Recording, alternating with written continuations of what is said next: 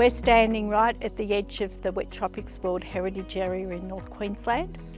This is the last precinct for remnant Alexandra palm forest that dates back thousands and tens of thousands of years. This is an important part of the ecosystem, and it's part of the entire food web. That's a part of the Russell River catchment. So in 100 years' time, this forest is likely to be underwater, which will be a huge loss if we don't do something about it now to try and conserve it into the future. Some of the most special plant communities we have are the epiphyte communities. These are the staghorns and the elkhorns that support other plants and animals at the top of our trees. These are very, very special. They occur here in the Russell River and also in the Daintree.